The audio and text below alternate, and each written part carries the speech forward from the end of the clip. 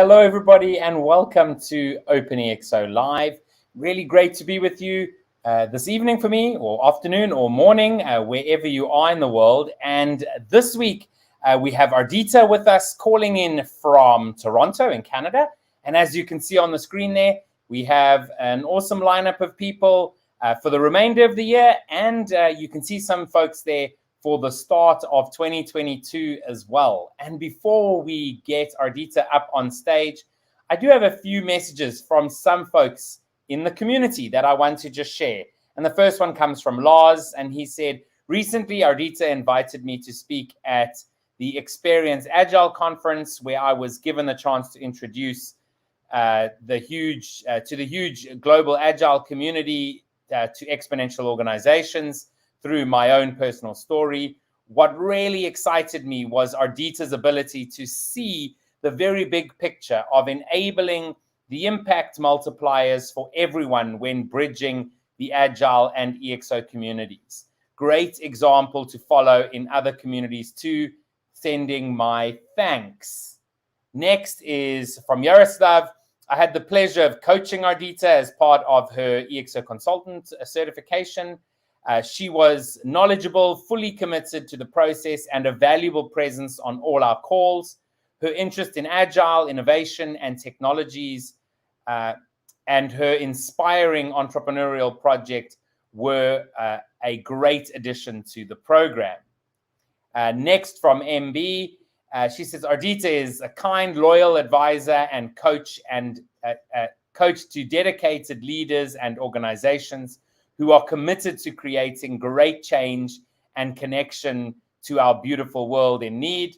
Ardita guides comfortably through her experience and methodologies which impact 10x. And then lastly, we have from Karim, Ardita is a conscientious, creative leader. She is a master of her craft and understands the depths of Agile approaches and lean methodologies. I've had the honor of learning from her. I have also seen her apply ExO concepts and pair these frameworks with her understanding of business needs to support clients with solving their most complex problems. And so, without further ado, Ardita, welcome to OpenExO Live. How are you doing today? I'm doing great. It's so good to read those comments. Thank you to everyone that wrote those words for me. I feel humble and appreciative. It's an absolute pleasure. We really love to get the community to share about the community, because it really is. Yes, there's lots of communities around the world, but this is one which is kind of special. And so we always start by asking the folks who are on the call to give us a bit of background about yourself, so that those who are watching who don't know you can learn a little bit more about Ardita, but also how you came to join the OpenExO community. Yes. So Salim is not a stranger in Toronto, right? So he's from here. He's one of us. He's like Drake, right? So we have Drake and we have Salim. I've met Salim before, and it was interesting because at that time I was not very familiar with his work, but through some friends, through an event, he joined, and I ended up we were on a table and just all talking, and I heard about he was at that time running the Singularity University, so he brought those ideas, and they were fantastic ways of bringing together ideas and creating these innovative spaces. And then later I saw him again at one of the top 50 thinkers sessions. So at that time I had grown up a little bit more on my mastery, on my skills, and working with leaders and working with product focus and working with business. So when I joined ExO, I came with a different point of view, and it probably was the right time, right? You have to grow up at a certain point to accept certain ideas. Sometimes you're not ready for it. So when I joined ExO, it was the right time for me because I was looking for a little bit extra. I come from the Agile community, and I've grown up with ways of working on taking something testing, experimenting, hypothesizing, and getting something done fast to bring value to customers.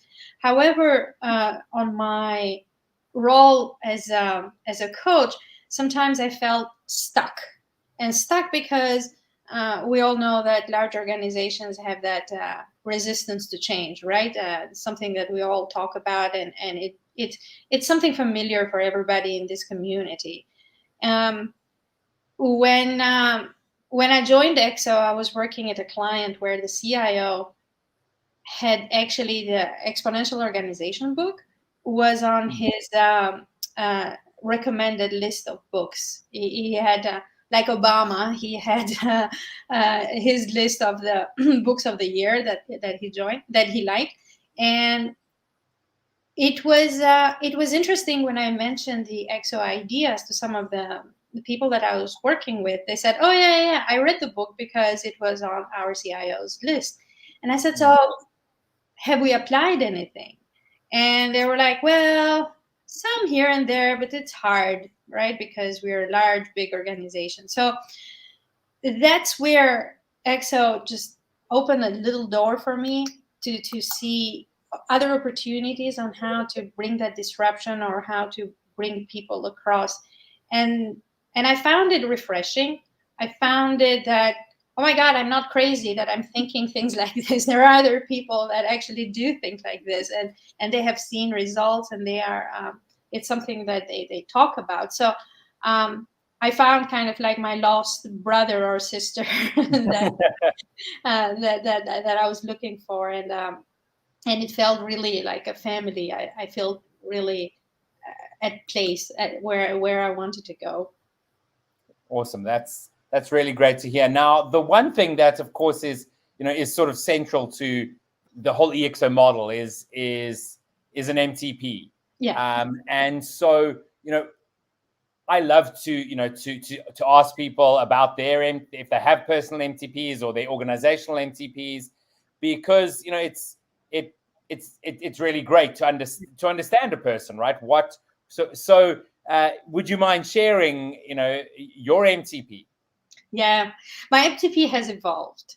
I started initially, when you join EXO, is one of those initial programs that Yaroslav runs.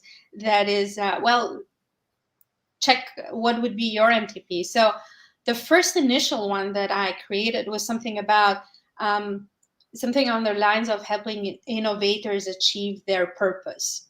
So working with innovators and achieve higher purpose. But as a coach, I have evolved as well, and I'm not just although I'm a coach and and I like to help others, I also like to get my hands dirty and be a doer as well. We have tried a lot of things that we try at home, and product ideas that we want to experiment. So my MTP has also evolved a little bit into finding a little bit more about myself. What am I? So in between all of the things that I try and people that I want to help, I have discovered that I'm a connector. So I connect people, I connect ideas, I connect someone that has a need with someone that offers that. So my MTP is slowly and gradually evolving something around, creating abundance through connection. Because I think sometimes we feel that the scarcity comes from, oh my God, I don't have something.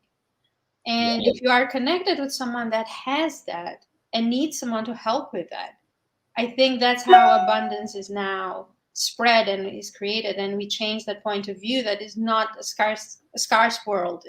There's plenty of the things that we need, and there's plenty for everyone. Yeah, absolutely. That's really awesome, and also something that the one thing that we know is coming up with an MTP, especially for an organization, can be really difficult, right? It's not always simple. If it's a new organization, it's a bit more simple because there's no legacy, there's nothing happening, and so also as people, depending on all the experiences we've had, that can also shape our MTP. And we have had conversations within the OpenExO community about, can you have multiple MTPs at once as an individual? Because some individuals are multifaceted and they struggle with one MTP. And so it is quite interesting. What of course is important is that the MTP is something that can then drive you, and also drive connection, drive community to you, etc. And that's the ultimate point of an MTP. Now, if we shift tack a little bit towards, you spoke a lot about the fact that you're in the Agile community. You've been practicing Agile for quite a long time now. The one thing we often say about the ExO model is that it doesn't replace other methodologies. It more augments, right? And so how would you say that with your Agile customers and working in the Agile community, in the Agile world, like how does ExO add that value? Yeah. What do you see that value as? Mm-hmm. So with Agile, we have a goal to get our customers to a better place, to serve customers better, to serve their customers better, to serve faster, to find value faster, to put their effort into what matters rather than waste effort. And because of that, the approach is mostly like an improvement, like it's an incremental improvement. But what I like on ExO that I couldn't find with Agile was that idea of disruption, and be clear about it and be intentional about it. There's a lot of fear in the Agile community to bring a big disruption because people get scared, and for a good reason, right? Everybody has bills to pay, so nobody wants to lose their job. So how to get that disruption in an intentional way and bring the right people on the table, while that concept of creating that organization in the edge of an existing organization, that is so powerful. And I had missed that in the Agile conversations. While we were trying to do everything internally and we're spending so much time fighting the resistance, the improvements were small and percentage, right? A small percentage improvement here and there. And we're happy when something small was improved. But that powerful idea of creating something on the edge of the organization, disrupt yourself, and do that intentionally, that is something that really took my mind, my heart, and I'm like, that's exactly what I love to do, because and in certain time you still have people to see the future, to see themselves, so you don't have that fear initially, but you start also building this new world, and you give to this organization now a new future, a new point of view, a new way to see how the work can be done. It doesn't have to be done in the same way.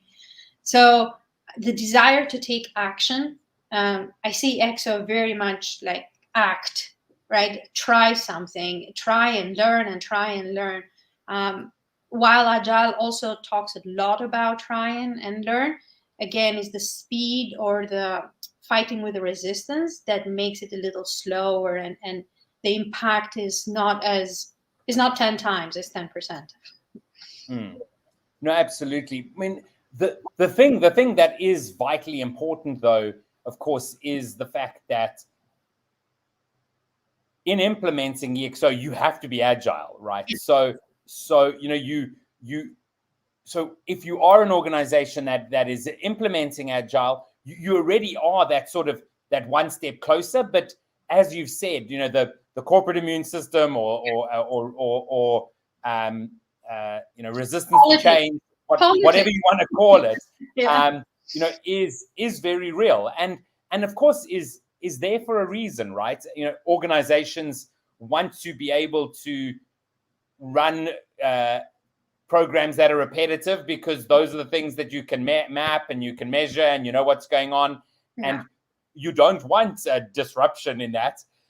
But when your business model is able to be disrupted by another, you want to be disrupting yourself. But as you've said, that has to happen at the edge, right? And intentional, not just, oh, let's try something. You need to have an understanding of what you're looking for, to measure in a certain way the success of your disruption.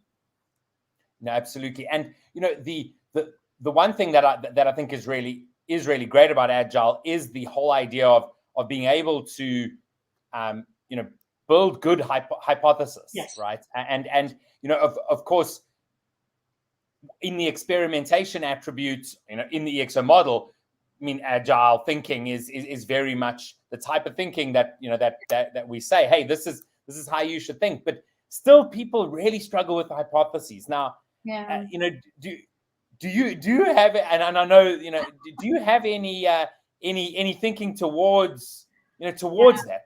Just so, like, I come across a lot of people, and the types of hypotheses that they come up with are not measurable, or are not, how do we, like, do you have any tips or tricks on that? Yeah, it is something that I like to take my the teams that I work with, or my organizations, my clients, through. It is definitely a growth journey, because they are very much used to having these big roadmaps and these large, yearly plans. Improvement, if we have quarterly plans, a little smaller, but still they are big. And I think one of the limitations that businesses have had, and they are forced to work like this, has been the slow delivery, the slow response from technology. It has been like okay to deliver something in a year. It has been okay to have a lot of defects after you deliver something.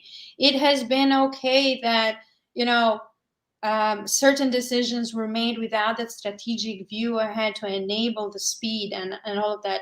And because these large organizations got into a routine where large projects, long duration to get something done was okay, and quality was okay to be not perfect, to not be good, right? They have fallen into, well, this is normal, this is okay. And they haven't challenged the thinking of thinking small, thinking testing, right? So because of that, we will need to start taking two paths in parallel. One is about getting technology to a place to understand that continuous delivery, that quick and fast pushing work to production quick. And that is going to be like the vehicle that now it can take the ideas quickly to production.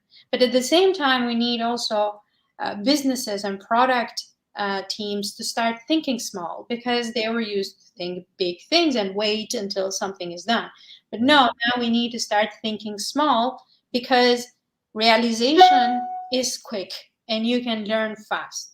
So Strategizer business model, those guys, Alex Osterwalder, they have really good materials when it comes to helping with building hypotheses and that. But they do. Yeah. They do. It's fantastic material that they have, but you need now to make that more concrete when you work with a team. So that experience that you have as well, you have something really big. How can we test something small? Need to come a little bit initially as some examples. And examples can be like, well, what is the question that you have? Sometimes I start teams with a backlog of questions, not a backlog of requirements. What are the questions that we have? And then with a backlog of questions, what do we need to do? The smallest thing we need to do to answer the first question. And then based on that, what did we learn and how are the other questions? Or it can be a backlog of decisions that we need to first make, right? We cannot start directly off, go on something. Well, there are some decisions we need to make. What is that backlog? And what do we need to test about that? So I have seen very good results breaking the work, rather than start with requirements, to start with questions.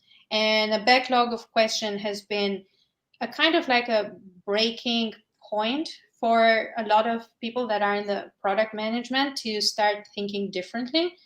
And then it doesn't matter if the work is like defined very well and details are in there with acceptance criteria and everything. As long as we go to the teams and we ask, hey, we have a question and we want to answer this, or we want to learn about this, what is the smallest thing we can do? And with a team that delivers quickly, we can run an experiment. You have all that system behind to monitor and to see how your customers are reacting to it and all of that. So this is on the IT. I have seen also results of working with experiments, even on construction, right? I worked with some teams that were retail stores to be renovated. And it is really how to get many trades and many construction plans and everything in place in order to make these renovations faster and quicker. And really, hypothesis worked even there. So I am proof that you can use hypothesis no matter where you are.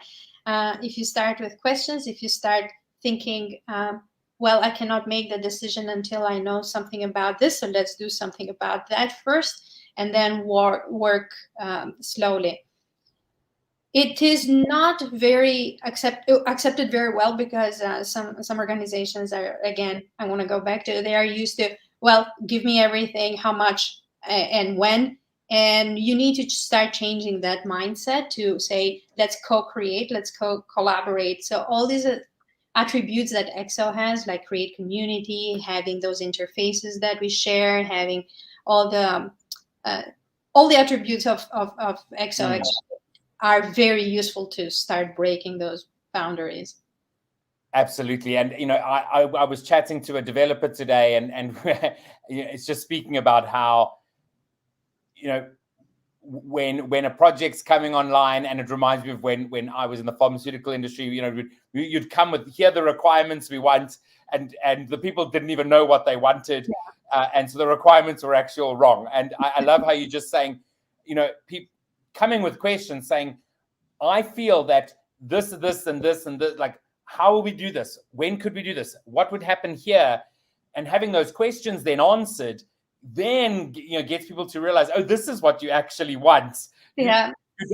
You don't want what you've told me you want, which often seems to be the problem. And I guess that's also, what you're speaking, why people get so okay with this project takes 6 months, when actually, a startup would have got that all out in like 3 weeks or something.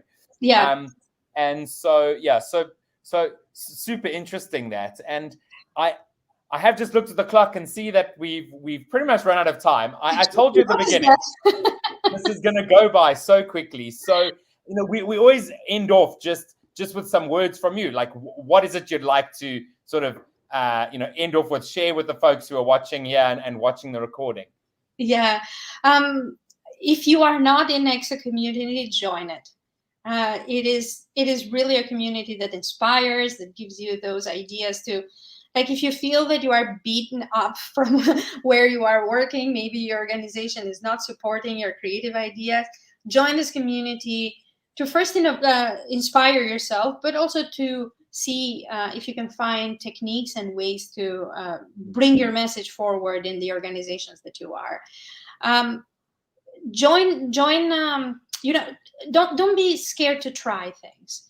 And create communities, be part of communities, because you will find something that really will support you, and you will find that someone has been there before and probably can share their experiences. So you get to learn from people that have nothing to hide, that they're not your manager, so you're not scared to ask questions that probably feel like silly questions, and you can be open, you can be honest, you can learn from people that have gone through this. So try things, learn, and join communities. Awesome. Absolutely, Ardita. It was wonderful chatting to you again. It's actually been quite a while since I think we were on a call together, but it was really good to see you again.